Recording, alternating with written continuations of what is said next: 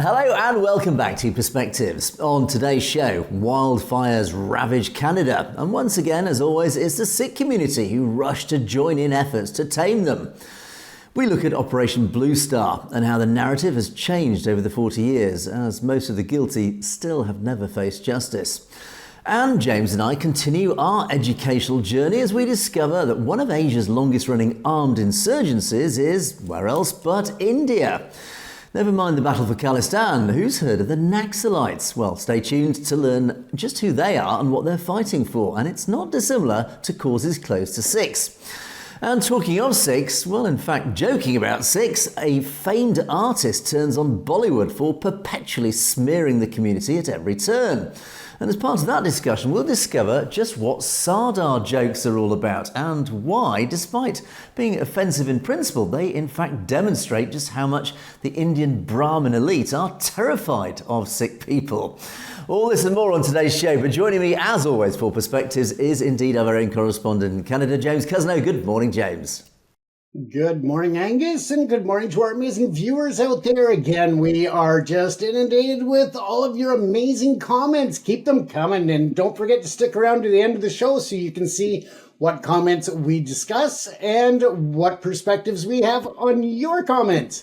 Again, we appreciate you being a part of the show and taking time to be with us today. Back to you, Angus. Indeed, and James and I together will be bringing you our perspectives on the daily news affecting the Sikh community across the world. And indeed, as James said, do stay tuned until the end when we'll go through loads of your great comments which have been pouring in beneath our videos, so thank you for those. Right, James, let's get underway. What are you going to start us off with this morning? Well, it is an early start to the wildfire season. Well, maybe not too early for Alberta, but again, they've been fighting it for several weeks now. So again, it is going to be a horrible wildfire season in Western Canada and more than likely all across the nation. Now, of course, we know that there are just outpourings of support when these fires hit, especially right now that several towns are actually on evacuation orders due to the threat to communities, with some of the fires burning as close as 7 kilometers to the towns. Now, when we look at the historical fires over the last several years, of course, we know that the Sikh community has been very involved in helping the victims of the fires, while a lot of them are actually victims themselves. The fires have claimed thousands upon thousands of structures. Now, these don't just include homes. They include the livelihoods of many of the residents, and the Sikh community is not an exception to that. Many of those businesses have been lost, they've been devastated and reduced to ashes. And ironically, a lot of times the only thing you see standing after these wildfires go through are the chimneys of the homes, ironically. But again, right now there is in northern Alberta another fire raging, as I said, 7 kilometers away from the town. The town has been totally evacuated at this point, and the fire is considered completely out of control. Now, when we look at this, of course, the Sikh community again is coming together, whether it's through the United Sikhs or whether it is through the local gurdwaras or amazing groups that come together from across the nation to assist with these different initiatives. In the past, we have seen not only where they have taken up collection points and shipped trucks from one province to another filled with essential goods for the victims of the wildfires, but also where they have set up on the front lines to help to feed the victims at evacuation centers where they've sent food out to the firefighters and the first responders. We've also seen the Sikh community go as far as actually chartering helicopters. When we had several communities here in British Columbia that were trapped by natural disasters, floods, as well as impacted by wildfires and such over the last several years, the Sikh community chartered helicopters to get food and essential items to communities and small towns where they were shut off from escaping on the roads. So again, a lot of times it would be the roads were washed out, or the fires were so thick or so close to the highways that it just was not safe for anybody to leave those communities. So again, the Sikh community always steps up and gets involved. So at this time of year, I thought that it would be important to just give a reminder to all of our viewers about wildfire safety. One of the other issues that we've seen over the years are people who come in from other countries who visit as tourists and explore the outdoors, which Canada is world famous for, of course. But they don't understand that there are fire restrictions or bans in place. And because they may not be super familiar with the language, they don't understand when there are, or they don't listen to the traditional English radio stations. So we need to really put a call out for the stations, whether it's the Sikh stations or the Asian stations, anywhere. But the different foreign language channels that are here in Canada could definitely do more to help educate the visitors to our great province and to our great country just about wildfire safety, about, not smoking on the trails or carrying a sealed container with a bit of water to extinguish cigarettes, to make sure that there are no no campfires or any of the types of stoves that you could use on the trails. But when there's a complete ban, just making sure that people understand how fragile our ecosystem is, but how quickly our fires can destroy entire communities, towns, and also even if it is in the wilderness up in the Rocky Mountains, for example, or the West Coast Mountains and so forth. The wildlife that gets lost in these wildfires are quite often overlooked, and I don't think enough people talk about the animals that are lost as well as their habitats that are destroyed. So again, I just thought it was important for us to bring up just a bit of an awareness and hope that people can really share the word with others, especially people who are just visiting Canada or the areas in general. So again, we have a massive issue of wildfires. We are at a very heightened risk given the low level of rain overall across the country and the low snowpacks.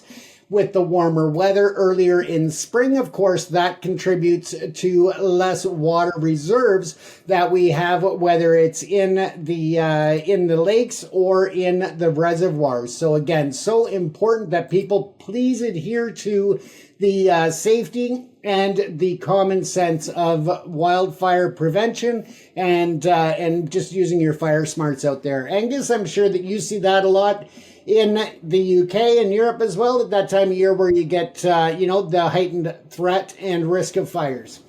Yeah, here in the UK, it's rarely an issue. I mean, fortunately or unfortunately, depending on your perspective, the UK, we suffer so much rainfall as a whole that wildfires tend not to be, on the whole, a bit of an issue. They're not unknown, but certainly the Mediterranean, south of France, I've had first-hand experience of terrifying wildfires. That say a similar situation across the south of France, the Mediterranean. Of course, they have very dry climates, but it's certainly in Canada. I mean, gosh, it's an annual event, isn't it, James? Every year, this seems to hit the headlines. These enormous, terrifying wildfires, and they just fill the atmosphere with so much smoke, which of course has a huge impact, not just in the locality, but over a huge geographical area as well.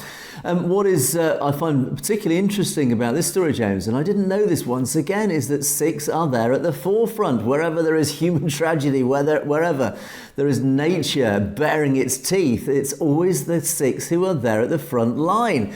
And yet, who knows about this? We know about it because, we're researching it, but the average person out there doesn't realise. And again, we talk about all the floods, the fires, the earthquakes, CalCirAid, all these various Sikh organisations are always there dishing out help, support, resources, food, medicines, just physical support. They're always there. Yet, who knows? They just don't blow their own trumpet enough, James. That is why we need to highlight the fact that the Sikh community are so deeply charitable. It is so ingrained in the philosophy and psyche. They are always there at their own expense, at their own inconvenience, convenience and literally against even their own safety. They are always there in the front line. And we need to broadcast this fact. I didn't know that Sikhs were there helping, joining in the anti-wildfire efforts, and yet I've discovered that. So this is why we need to tell the wider world, this is what the Sikh community are contributing. Wherever they are in the world, they are always there at the forefront. They don't tend, just by their very own nature, to, as I say, blow their own trumpet. They don't broadcast the fact, like I have to say many others do, that we're here helping. They just quietly get on with it and do their selfless service, their savour, to help their fellow human beings. I mean, how wonderful is that, James? So, yes, we must continue to spread this message. Absolutely. And I mean, we've seen entire towns like the town of Lytton that was lost within 24 hours due to a wildfire several years ago. We've seen, as in this image here, was Fort McMurray up in northern Alberta, where the entire community was impacted. And yeah, it is, as you said, an ever-growing risk every year. We see it time and time again.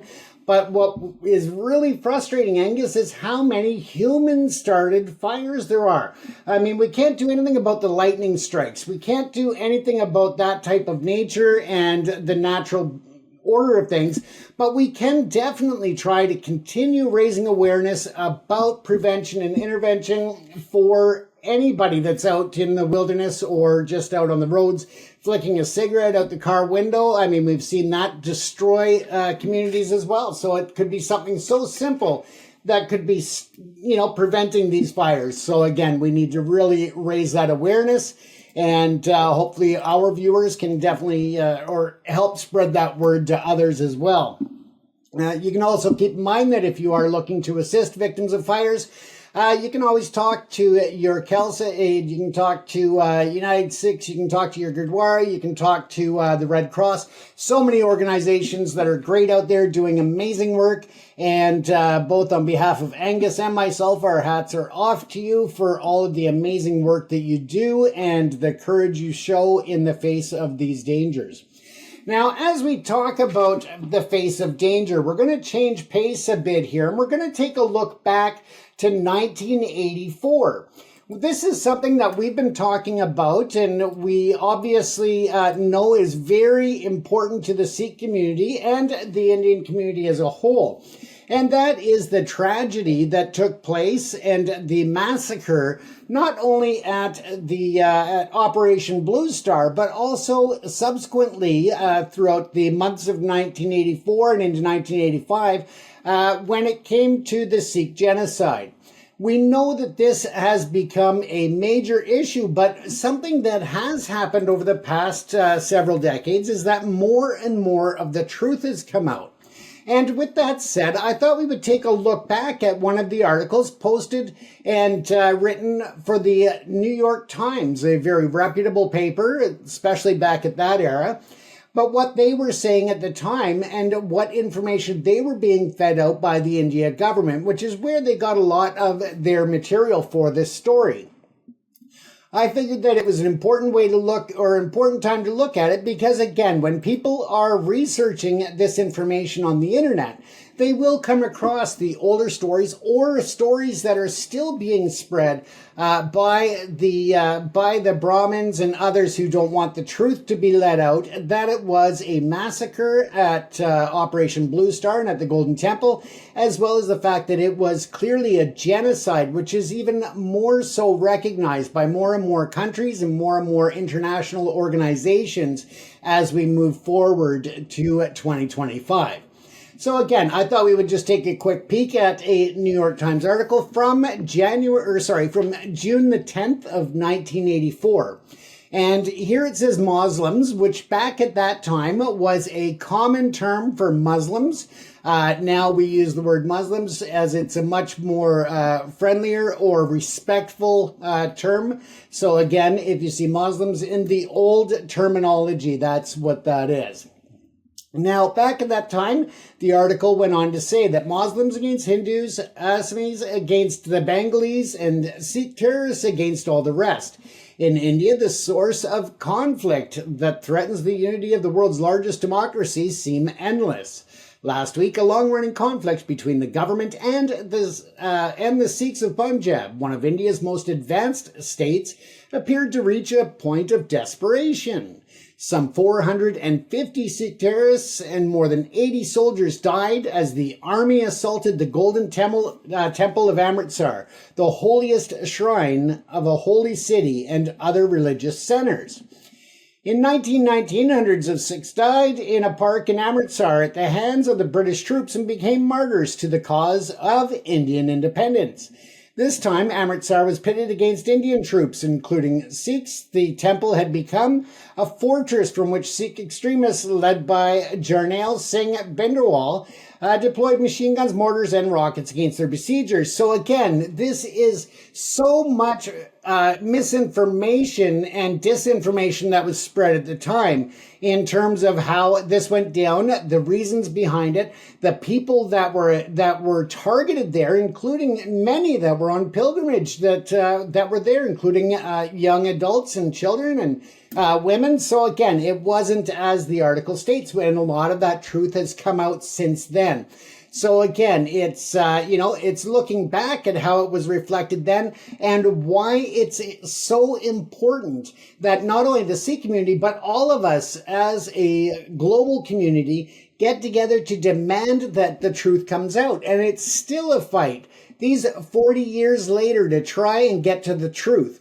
Now, imagine that you are out walking with your children and taking the dog for a walk, or just something that you would normally do in your own community. Now, when you're in places such as Ukraine, you expect that there may be some risk there because you're in a war zone. And I'm using that as an example for modern day. And you have that assumption that there may be some risk to you and your safety. However, consider that back in that time, in 1984, Sikhs were being slaughtered. They were being rounded up. They were being tortured, and so many other things that were being done to them at the hands of their own countrymen, at the hands of fellow Indians. And that is even scarier because the threat is not from outside. It's a threat from within, where they were trying to basically do a genocide, to do an ethnic cleansing, and to take the power away from the Sikh community, who stood steadfast. They stood proud and they stood tall, and they battled back to secure their own people, their own future, and of course, they continue the struggle today for their own sovereign homeland. Now, this story went on to talk about the government gave the army a free hand to end the terrorism that had accompanied a 2-year campaign for political autonomy and more recognition of the Sikh distinctive religion. There's a limit to restraint, the Home Security MK Wally said. In addition to clearing out the Golden Temple, the army attacked guerrillas in 43 temple shrines throughout Punjab. Yesterday, guerrilla snipers were still killing soldiers at the Golden Temple. So again, the way that they've really put it as a one-sided attack by the Sikh community was very unfair, it was untrue, and it was very biased on behalf of the India government towards the Sikh community. Now, there's also information that's come out since then in some top secret documents that went between the government of India and the government of the UK that actually show a lot of what was being held back and a lot of the truth that was not shared in this story, but also went unshared for decades until 2 of the documents were accidentally released with a release of some older documents. And then that triggered an internal inquiry. And still to this day, we have not seen the full truth exposed as to the involvement of the UK government, but also to the extent that the India government went and the law enforcement community went to target Sikhs and to rile up others to attack Sikhs in 1984. This, again, is why it's so important that the Sikh community gets the long overdue respect and appreciation for their culture, for their beliefs, for their work alongside other countries in the name of the human race, to further equality, and also just to honor the fact that they got screwed in 1947 with partition, and they should have been given their own homeland at that time, in which that would have made an entirely different landscape within that region. It would have, as Angus and I have been talking about recently, put that buffer zone between Pakistan and India that could help to prevent the wars, but also help to create unity and cooperation within the entire region. So again, we look at that, but I also and again, I just thought it was important that we take a look back at how the media reported it, as I'm going to look at some of the other ways in which the rest of the world looked at the situation as it was unfolding back in that time. And then we're going to take a look next week. We'll get into more of the more current information, looking back at how it's been corrected in terms of the falsehoods and the lies that were published at the time. We need to, again, just really support the Sikh community, Angus, and move it forward. Yes, James, I find this absolutely fascinating, this article, and it speaks volumes, actually, about so much of what happened in Operation Bluestar, and indeed since. I picked up a lot of interesting snippets in that really paint a very interesting picture. Now, first of all, you've got to put Operation Bluestar in context of what actually happened. This was an operation planned by Indira Gandhi and her cohorts for many, many years, it turns out. The actual plans for Bluestar really were drawn up and were thought about literally years before. Bindran Valiji and all his followers had been around for quite some time, had been up in the public eye for several years. They were fighting basically for human rights. They were fighting for simple things like riparian rights. They were pushing what was called the Anandpur Resolution, which was just simply a list of demands or requests, whatever you want to call it, to the Indian government. Say, look, we want access to our rivers to irrigate our crops. We want more autonomy in our own decision-making in our region. That's basically what it was all about. That's what Bindran Vali was all about. He wasn't some extremist terrorist leader. He was just basically, he was the rallying point. He was the focus point, the spokesman for a group of people who just said, look, you've got to give us our basic human rights and access to things that that any other part of India, any other population in India have access to by rights.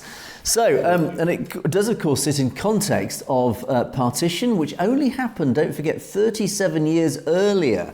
So, in fact, more time has passed since 1984 than actually passed since between partition and the events of 1984. So it was only 37 years post-partition. And, of course, partition saw this massive genocide of many people, including a huge number of Sikhs, hundreds of thousands, if not numbering into the millions, were killed in this terrible genocide. So the genocides perpetrated against the Sikhs have sat there in this historic roller coaster of massacres, one after another. So again, it all sits in the context of that. So this article in the New York Times, again, I think you need to understand where it's come from. Clearly, this is a journalist who has possibly and probably never been to India. I don't know if it gives the journalist's name, but this person has very likely never been to India. This person has researched, and I use that term loosely, has researched what happened by just getting information from India, saying, right, I need to write a story about this, I need to get information. Well, how reflective of modern India this is. Nothing has changed. The French phrase is plus ça change, plus c'est la même chose. The more things change, the more they stay the same. And this is exactly demonstrating what is happening in India, was still happening even just as equally in 1984. India control the narrative. Now, if I tell you, and most people probably know this, many people probably don't, that leading up to Operation Bluestar, there were a lot of journalists, international journalists in the Punjab, around Amritsar at that time. They knew something was brewing. Bindran Vali had been holed up in the Darbar Sahib for quite some time, so they knew something was about to happen. So journalists, global journalists, had converged on Amritsar, around that region, to report on what was going to happen. What did India do? What did Indira Gandhi do? She got a load of buses. She forcibly, the soldiers and the police rounded up all the journalists, put them on the buses, just at the beginning of June 1984, and they drove these buses to the borders, the state borders, and they literally dropped off the journalists, said, there you go, goodbye. Now, those journalists literally found themselves in the middle of nowhere with no transport, limited communication facilities. Don't forget, pre-mobile phone, pre-internet. They were literally abandoned on the borders of Punjab, thinking, well, now what? What's going on? Meanwhile, the Indian army then moved in. Very cynical, very deliberate. So the Indian government deliberately removed the eyes of the world who could report the truth of what happened away from the scene. They launched that outrageous attack where they murdered tens of thousands of men, women and children who, don't forget, were just there celebrating a religious festival. And they launched their guns and their tanks against these innocent people and massacred all these families in the grounds of the Darbar Sahib. And of course, Bhindranwale and his followers stood there to fight back against this. So it's interesting then that this whole article has been framed totally under an Indian narrative because the truth didn't filter out. The date of this article is June the 10th. So it's only a few days after the event. Again, don't forget, pre-internet, pre-mobile phones. So information is slow to come out. So this is only a few days after the event. But as we know, James, as time passed, the truth did come out. We do know what really happened. But this article, and I picked out some key phrases, some really important key phrases here. First of all, it talks about India being the world's largest democracy. Well, how interesting. That's a standard phrase that gets rolled out. And yet the evidence, even today in the 2020s, the evidence actually points against that. Yet there is this Indian-controlled narrative. We are the world's largest democracy. Well, that is questionable. It talks about the word terrorism. Sikh terrorism is threaded throughout that article. It talks about guerrilla snipers were still killing soldiers. This term guerrillas, it implies they are terrorists, they are militant fighters against soldiers. It uses this word soldiers as if they are the angels. They're the good guys in this, and the bad guys are the guerrillas. Again, very specific, deliberate usage of the word guerrilla, implying that these people are terrorists, that the Sikhs were terrorists. It talks about this extremist campaign of Bhindranwale. Again, it wasn't an extremist campaign, it was fighting for basic human rights. It talks about that Bhindranwale was a fundamental religious leader. Again, it's framing the story as if this group of people literally fighting for their human rights is some sort of religious cult, some sort of extremist cult. It wasn't. So again, James, I think what's fascinating about this article, it is an absolutely classic Indian narrative framed article. It doesn't tell the truth. It tells the narrative written by India and just repeated by some journalists for the New York Times at the time, thinking, oh yeah, that must be the truth because that's what India are telling us. No, that's what the Indian government, Indira Gandhi's people were telling. Again, the propaganda machine was in full swing then. It was feeding the world press about this is our version of events. These were terrorists. We clamped down on them. We're the heroes. We're the good guys. Bhindranwale ji and his followers were the terrorists. They were the bad guys. But as we know, James, the truth has come out since, and the truth was very, very different. Absolutely, and that's why I thought it was important to take a look at the contrast of the reality of what we know today versus what was reported then. Because as I said, there's still so much misinformation out there, and it's important that we know that. And I mean, even just the fact that they claimed only 450 people were killed in the incident or in the operation, and yet we know that that's not true either, that many more were injured, and they were so many different people, like, people that were completely innocent, that were not afforded a chance to, even defend themselves, kids and groups, and, just disgusting. But just a reminder to folks as well, coming up on June the 7th at 10 o'clock a.m., starting at 88 2nd Street in San Francisco. If you're in that region, you're more than welcome to come out and join the Sikh community in the Sovereignty Rally. Once again, on June the 7th at 10 a.m. in San Francisco, the plaza, at 88 2nd Street, and that will happen June the 7th at 10 a.m. Yeah, thank you, James. Indeed, absolutely. And a reminder to our audience in the UK that this Sunday in Trafalgar Square, there is likewise a rally to remind the world exactly what happened in 1984. And I think the Sikh Federation UK are organising buses from various parts of the UK to bus the Sangha down to Trafalgar Square, down to London. The information's online. Please do look that up. If you're in the UK, get yourself down to Trafalgar Square this Sunday. Be there and be heard, be seen. It's so important to remind the world of what happened in 1984. Right, James, let's move on as time marches on, as it always does. And I talked in the introduction about how you and I, James, are on this sort of great learning journey. And one of the fascinating joys almost of the job that we do is uncovering and researching and discovering so many fascinating stories that we just obviously didn't know about. Some of them tragic, some of them wonderful, but some of them really just a real insight into the region of India, its history, and actually just what is going on in that region. And I'll tell you now, I bet 99% of the global population have never heard of the Naxalites. I'd certainly never heard them until 24 hours ago. It's bizarre. But the Naxalites actually form, get this, one of Asia's longest running armed rebellions. And it's killed more than 12,000 people since it began in the 1960s.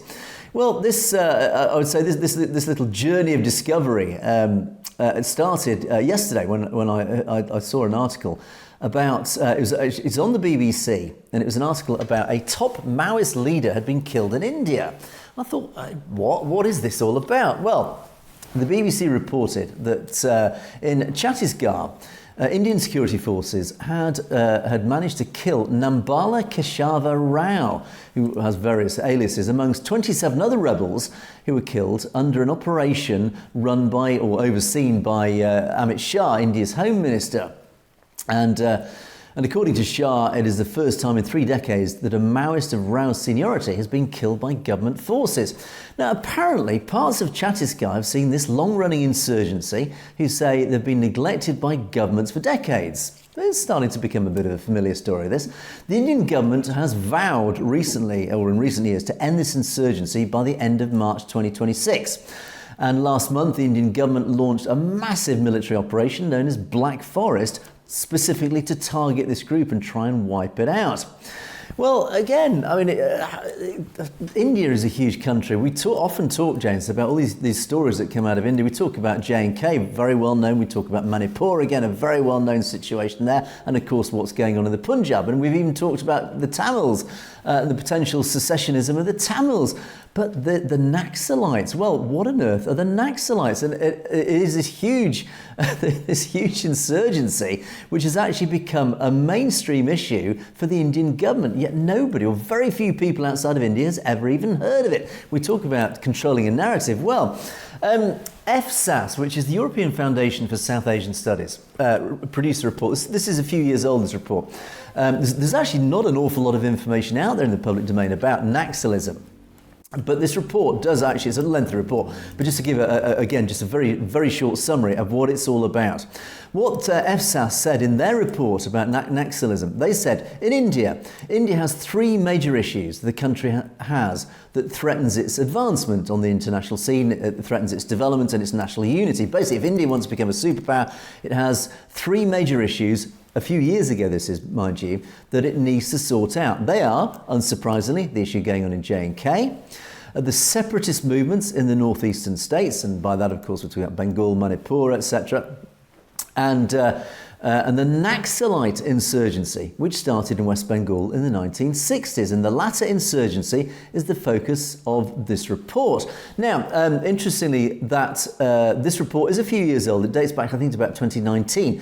Now, the fact that they haven't raised the issue of Khalistan and the Punjab, and what's going on in the Punjab, I think is indicative of just how fast and how powerful the Khalistan movement has suddenly grown in just the recent years, because even just in 2019, this paper didn't recognise it as being a major threat to the unity of India or its future, yet it is now. This is why Modi and his government are so almost obsessed to try and quell the Khalistan movement. Anyway, back to the Naxalites. In 1967, oppressed peasants inspired by communists, and again, the whole movement is actually is resourced and promoted by the communist world, and by that read obviously Russia and China, but primarily China. and it was inspired by the communist movement.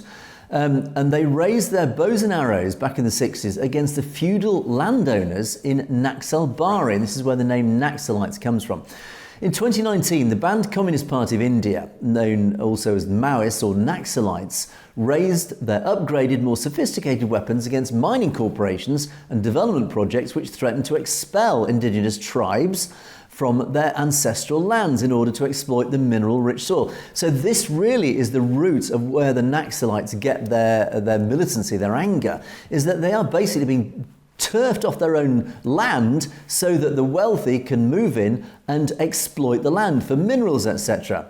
Now, the report continues to say that times have changed, but the aim of the Maoists has not. Seizing land from oppressors and redistributing it to the people. This is the fundamentals of communism. This armed struggle has resulted in human rights violations, mass displacement, and at least 12,000 deaths as of 2018. So this report is 2019. Now, Naxalism is the communist ideology of the Naxalites, a grouping of political and insurgent groups in India. And of course, it is influenced by Maoist political sentiment and ideology. So again, it's very much rooted in extreme socialism or communism. It began in the 1960s as a conflict, and this is where it starts getting interesting. This is where the Sikh community really need to, and I'm sure many of the Sikh community know about this, but I bet a lot of the Sikh community don't know about the Naxalites. But this is where it gets interesting because the parallels are fascinating. The Naxalite movement began, as I said, in the 60s, and it was this conflict between peasants, the tribal peasants, and landowners. It was attributed to a failure of the Indian government to implement constitutional reforms to provide for tribal autonomy with respect to natural resources on their lands. How fascinating the parallels to the Punjab, the Sikhs, about basic autonomy, access to natural resources, by that rivers, etc., river water, to implement the land ceiling laws to limit the land possessed by the landlords and distribute the excess land to landless farmers and labourers. In other words, again, it was trying to stop the wealthy elite from taking control of their land.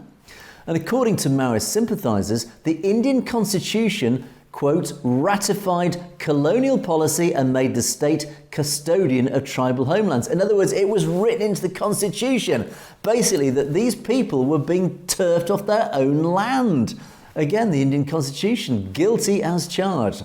And it turned tribal populations into squatters on their own land, denying them their traditional rights to forest produce. Tribal communities participated in Naxalism probably as a means of pushback against structural violence by the state, including the usage of land for the purposes of mineral extraction. How interesting then, James. I talk about these parallels to the Sikh struggle, the struggle for basic human rights in the Punjab, the struggle for basic access to clean water, to the simple things that we talk about over and over again here.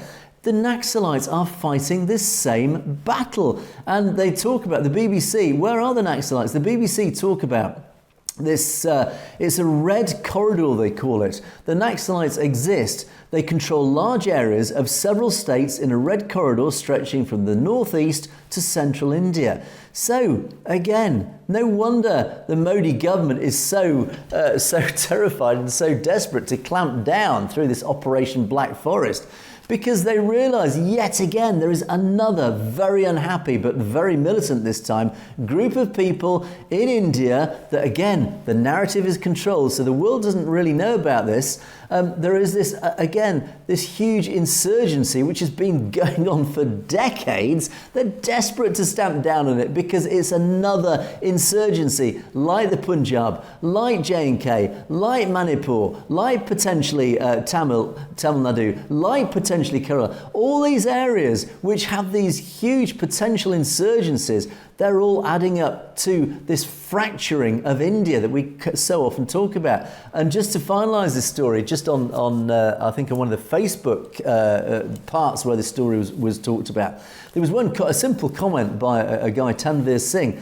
They are true heroes fighting for their independence, not like our leaders just making khalistan on Facebook. Now, I think that's a bit of a harsh statement. Actually, the Khalistan movement, the leaders of the Khalistan movement are doing it the way that actually is going to work. They're doing it through a peaceful democratic means. So the criticism is unfair, but the sentiment is right.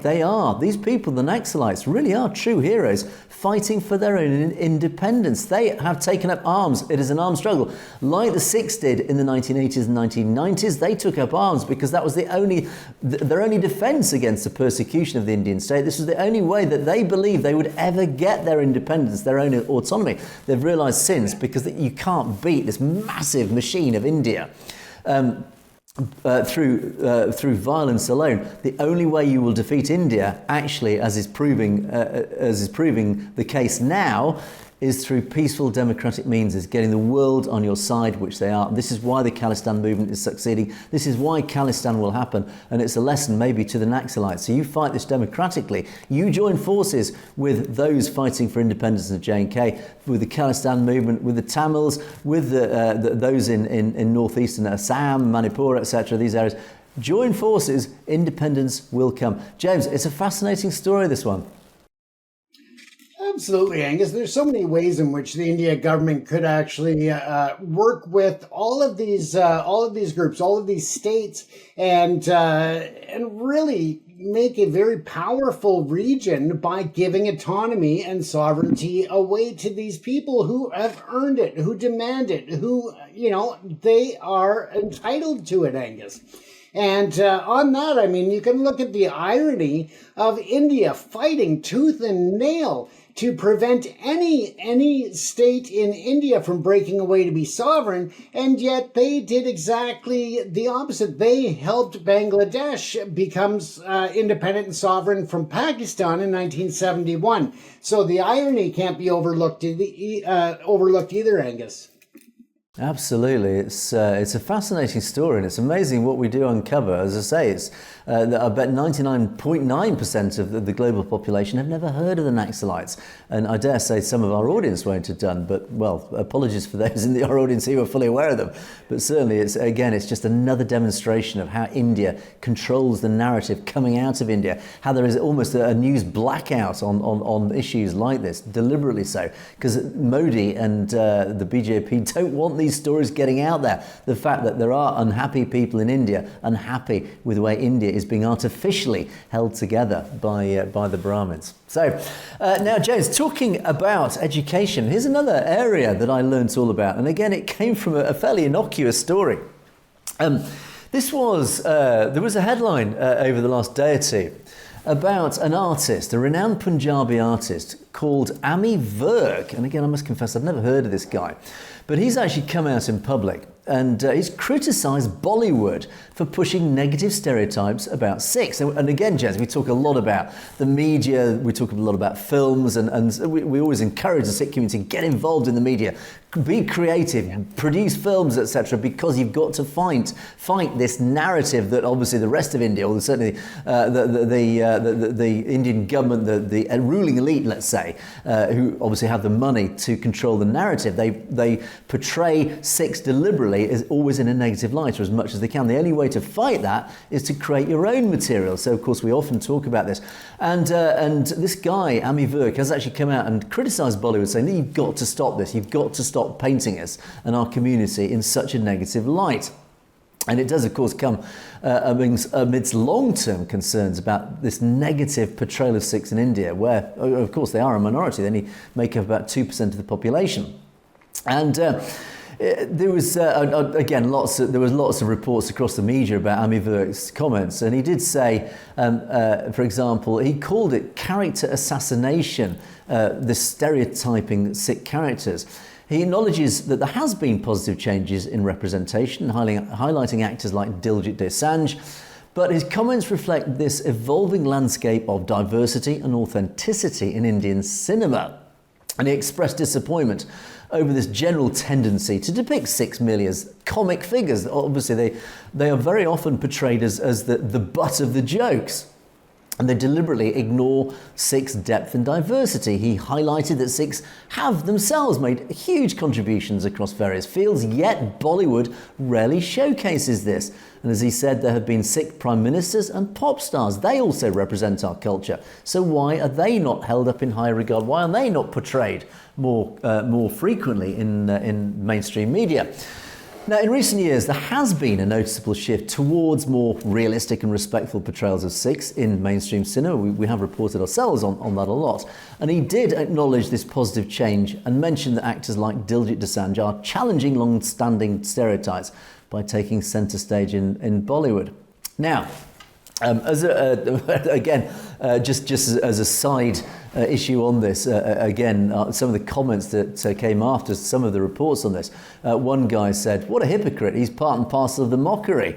And he said he's always been a pseudo-Sikh. So even this guy, Ami Virk himself, as being some people within the community turning on him, saying, look, you're just as guilty of this as many other. You can't call yourself a real Sikh because you're just as guilty of portraying Sikhs as idiots or whatever. And this is where I came across this term Sirdar jokes or Sardarji jokes. Sardarji jokes, which of course I'd never heard of. James, I've no doubt you'd never heard of these. Sardarji jokes. It reflects a phenomenon that is common across all societies. Every single society, I'm sure, on this planet has a similar situation where a minority community always becomes the butt of jokes. They become this sort of stereotypical community where it becomes a standard to make jokes about these people. In the UK, for example, we don't anymore because it's become so offensive, but we used to, for example, turn on Irish. We always used to have Irish jokes. And we had a typical standard frame of a joke. There's an Englishman and an Irishman, an Englishman and a Scotsman and an Irishman walk into a bar, and then the joke goes on, and the butt of the joke is always on the Irishman. And that typifies what happens across the whole world, is that every community always has a minority that becomes the butt of the jokes. And this essentially is what Sirdar jokes is. The Sikhs, the Sikh minority in India, have become the butt of the jokes. They are the Indian equivalent of the Irishman in our jokes here in the UK. And James, I'm sure in Canada you probably have the equivalent, I've no doubt. Now, Sardarji jokes, or Sirdar jokes, are a class of religious jokes based on stereotyping Sikhs, who obviously use the title of Sirdar, with G being this honorific. Now, although jokes about other religious, ethnic and linguistic communities are found across various different regions of India, Sardarji jokes are the most widely circulated and are found right across India. They're generally considered tasteless and inappropriate by members of the Sikh community. Of course, they're offensive and have elicited protests as well as leading to arrests for hurting religious sentiments. And of course, there's actually lots of cases, actually legal cases, that have even reached the Supreme Court about these Sirdar jokes. Now, some of the dominant traits of the Sirdar jokes, I mean, basically when we start to analyse what actually is it all about, what are these Sirdar jokes?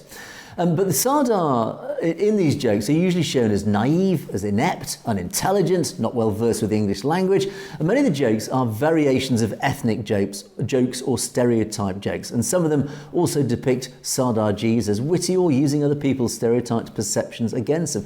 So again, the joke actually, funnily enough, it's the same joke that we probably use in the UK against, in the old days, we used against Irish. It's the same joke that in Europe they would have used against their minorities. It's just the butt of the joke is replaced the name Irish with, in this case, Sardars. So the jokes are the same universally. The basis of the jokes is just who is the subject of that joke.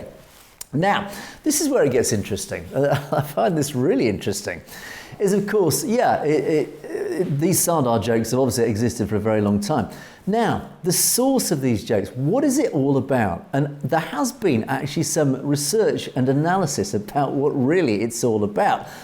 Now, a particular researcher, Jawaharlal Handoo, associates some of these traits of these jokes with the stereotypes of Sikhs being associated with jobs where physical fitness is more important than knowledge of the English language or intellect. And that's, again, an interesting insight into, of course, this physical prowess, this military prowess, this heritage, great heroic heritage of the Sikh community. It is actually, ironically, it is indirectly a compliment to actually the physical prowess, the physical superiority of the Sikh people. How often do we talk about that? And he also states that, in his opinion, the success story of the Sikh community as a whole has taken the form of a deep-rooted anxiety in the collective minds of the non-Sikh majorities, especially Hindus. Sikhs are a very prosperous and successful people, and this may have threatened the Hindu ego and created anxiety, in fact insecurity, which in turn seems to have taken the form of various stereotypes and the resultant joke cycle. He states that these jokes perhaps reflect the anxiety of the non-Sikh Indian elite, who may have suffered from a sense of insecurity due to the growing competition from enterprising Sikhs.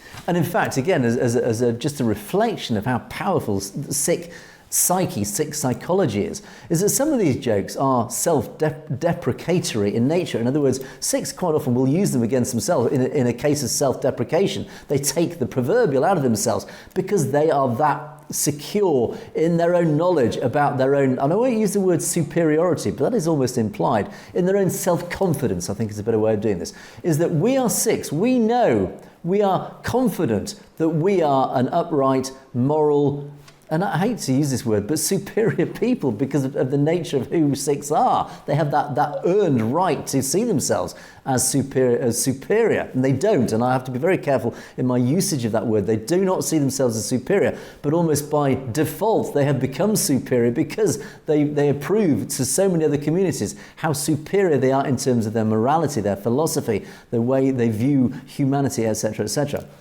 And but I think the key here, interestingly, and the real insight to me, learning all about Sirdar jokes, is what it actually reflects. The fact that Sikhs have become the butt of Indian jokes. Why?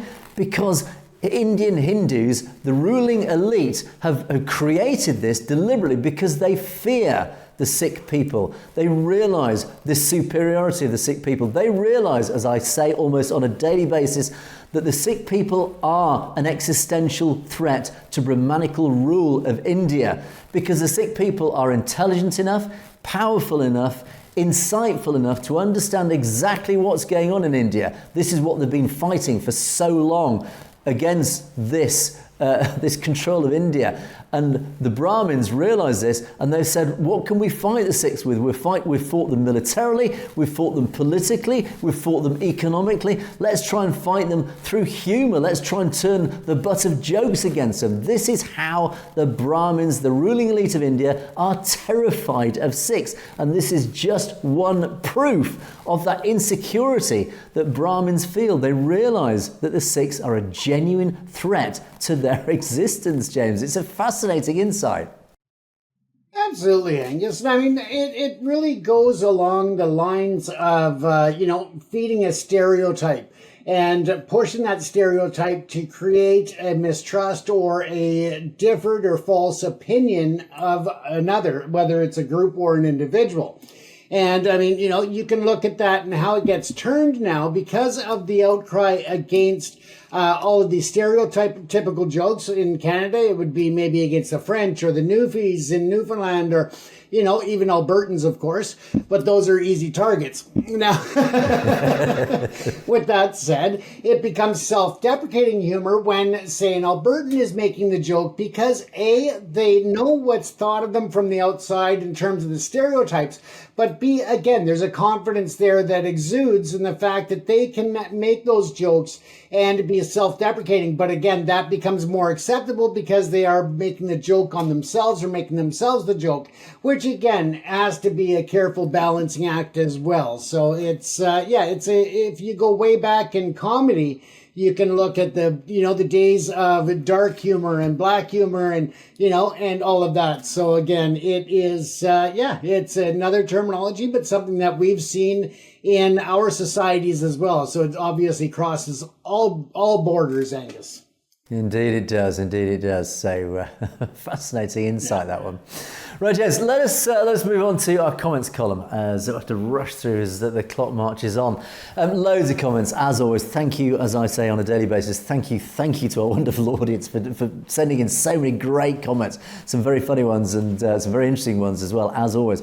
And today I'm focusing on the podcast I did last week with Bhajan Singh Binder. Once again, as always with Bhajan, it's always a fascinating and a deeply researched discussion about various parts of the history of the Punjab and India. And we focused last time on KPS Gill, otherwise known as the Butcher of Punjab. Now, KPS Gill was known to, according to his brother at least, who said he gets up at 4 a.m. every morning to read Gurbani. He's this religious figure. He's this morally upright figure. So the question was, is he a butcher, or indeed a messiah is the word that was used? In other words, is he a good guy or is he a bad guy? Well, our audience has actually made it quite clear, James. We had a lot of comments, and just even a selection of them. Panjab84 says, butcher. Mastan Singh Dulai, butcher. Dr. Parnassa says, definitely a big butcher, the traitor. And Free Spirit just really makes no ambiguity about Free Spirit's opinion on this. Butcher, butcher, butcher. And Devil Incarnate, a womanizer, a drunkard, soulless, heartless piece of something or other. This is putting it gently and using diplomatic language. And yes, you can discuss this comment in perspectives. Well, James, I think there's no doubt amongst our audience their opinions of KPS Gill, the butcher of Punjab. I don't know, Angus. I think they might be sitting on the fence on that. I think you're right. They are very clear. And I did look long and hard for any single comment that may actually question his epithet as butcher. Unfortunately for Mr. Gill, there was not one single positive word about this guy. And I think his record stands testament to really what his legacy was. And it does turn out that he was not a very popular guy, to put it mildly. Now, this was a great comment. Thank you, Stay Safe, for this. This was, again, a discussion about Khalistan and really setting out the case for Khalistan. And it was a long comment. I've had to sort of condense it down. But basically, when we talk about Punjab gaining independence with a Sikh majority population, it's already an economy on its own 2 feet. It could function independently.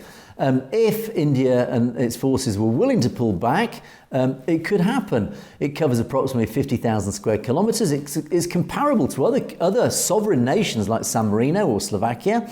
So it has the space. The benefit is peaceful negotiation table between Pakistan and India. It is, as we have talked a lot about recently, it could be this buffer zone between the two warring nations of Pakistan and India. It has strong agriculture, it has its own industrial base, it has high literacy rates, a robust infrastructure, which will of course make it a success. Now, the movement towards independence would, of course, as you rightly say, require substantial political will.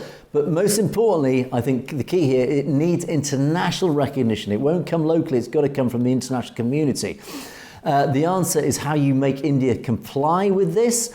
The access to sea, this SEA it should be, the access to the sea, the ocean, has disappeared. If it was negotiated peacefully, Pakistan would provide that route to the sea. Of course it would.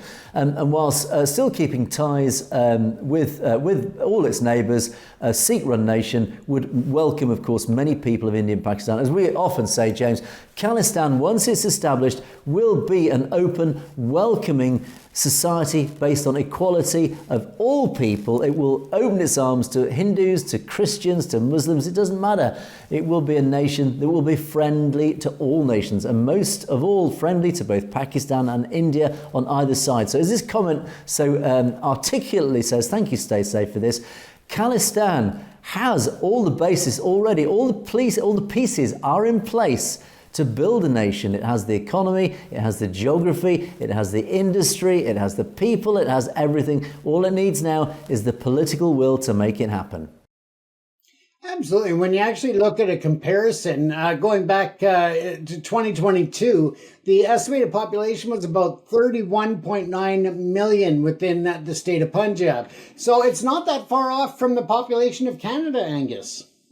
Indeed, absolutely. So as I say, everything is in place. All we need now is the political will. So the message to our audience is get out there, campaign, be seen, because grassroots movements, as we say on such a regular basis, do work. They pressure the politicians, who in turn pressure the decision makers. So get out there, campaign, get your Khalistan flags out there. Be seen this Sunday. Be seen at the 1984 rallies with your Khalistan flags. Get the message out there. Get the world's press asking you questions about what it's all about. That is what will change the world. Now, Critics Corner makes a very brief return. Again, Truth is Winner, one of our regulars on Critics Corner. Thank you, Truth is Winner, for your contribution. Projecting paid white-skinned folks on a channel cannot change facts. You're absolutely right, Truth is Winner. On this, I am 100% in agreement with you, as is James, I've no doubt. We cannot change the facts. All we can do is report them. It doesn't even matter what the colour of our skin is. We are here but to be the simple, humble messengers of the truth, James. We don't change the facts, we just report them. If you don't like the facts, then unfortunately, you just don't like the truth.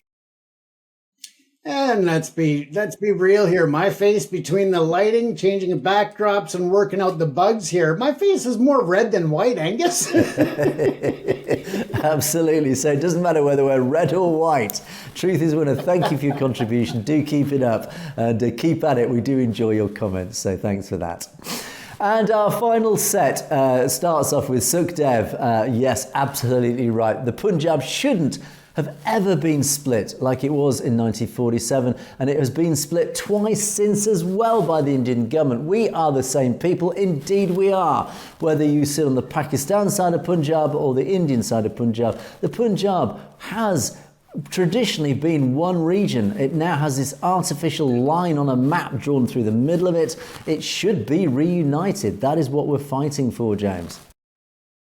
Absolutely. And I mean, we just touched on one of those being Bangladesh in 1971. So again, we've just touched on that very comment. Absolutely. Now, Adam, thank you for this. Wow. I was told growing up that Indira Gandhi was a progressive, liberal-minded democratic leader. Never knew any of this. Now, funnily enough, Adam, I'm with you on that. I always thought when I grew up, Indira Gandhi was this heroic, great democratic leader. Wow, absolutely. Discovering the truth about what Indira Gandhi was like as a politician. She was ruthless. She was part of this dynasty that ruthlessly controlled India, that ruthlessly persecuted, murdered, massacred the Sikh people, amongst many others. And she had blood on her hands. She presided over the most outrageous actions, the most awful operations, and of course she was behind what was to be Operation Shanti, this awful plan to literally murder the Sikh people as a whole. Again, she was a very, very nasty piece of work, and we say we should never speak ill of the dead. Well, I'm sorry, but we can't apologise. I'll just apologise. But, you cannot apologise for blaming somebody who was so utterly politically ruthless to the point of murder, cold-blooded murder. And unfortunately, she has to live and die with that legacy. So yeah, Adam, I'm afraid, thank you for watching us. And I would point you and many of our other audience to so many podcasts that I've done, particularly with Bhajan Singh Binder, who's done a lot of research about Indira Gandhi. Watch the podcasts I've done with Bhajan, particularly about Indira Gandhi, about Mahatma Gandhi. If you think Mahatma Gandhi was this wonderful, peaceful figure, go watch some of the podcasts I've done about Mahatma Gandhi. Again, you think Indira Gandhi was bad, have a look at Mahatma Gandhi, a racist little so-and-so, very nasty little character. He was no hero, despite the Attenborough film that tried to paint him as this wonderful figure. He was, again, a very nasty piece of work, again, part of the same Gandhi dynasty. So, James, really, what we're all about on this channel is educating people about the truth. And quite often people like Adam didn't really know the truth until they watch us. Absolutely. And I mean, there was a reason why Indira Gandhi was named the Iron Lady, and she ruled with that iron fist. And a lot of people don't realize how ruthless she could be. Absolutely right. And the final couple of comments start with Paramjit Benning says, well, thank you. We're doing a very good job. Thank you. We can only do this job. And I put this comment up. We can only do this job because of you guys. We only can do this because you're out there watching us. You're out there commenting. So thank you. The thanks is not to us. The thank is to you guys, our wonderful audience, for watching us, for commenting us. So do keep those comments coming. Thank you. And of course, the final comment goes to Stay Safe, who really, I think, a very powerful point. Knowledge is power. Indeed it is, James. I couldn't say it better myself. Same here, Angus. That's just exactly what it is. That is what this channel is about. Knowledge, bringing knowledge to our audience, bringing the truth, most importantly. But on that fundamentally powerful note, we must bring Perspectives to a close for another day. But please do keep those comments coming. Thank you for all of you who have commented. There have been some brilliant comments. Unfortunately, we just don't have time to cover as many as we would really like to discuss. But do keep them coming. Thanks for those. Don't forget you can message us directly at message@satlodgt.com if there's anything you'd like to bring to our attention directly, as many of you have indeed been doing. Thank you for that. But that's it for another day. Thanks so much for watching. Thanks so much for your continued loyalty. We do appreciate it. But that is it. It is a goodbye from me. It is a goodbye from James. Stay safe, everyone. You have, of course, been watching Perspectives. We will see you next time.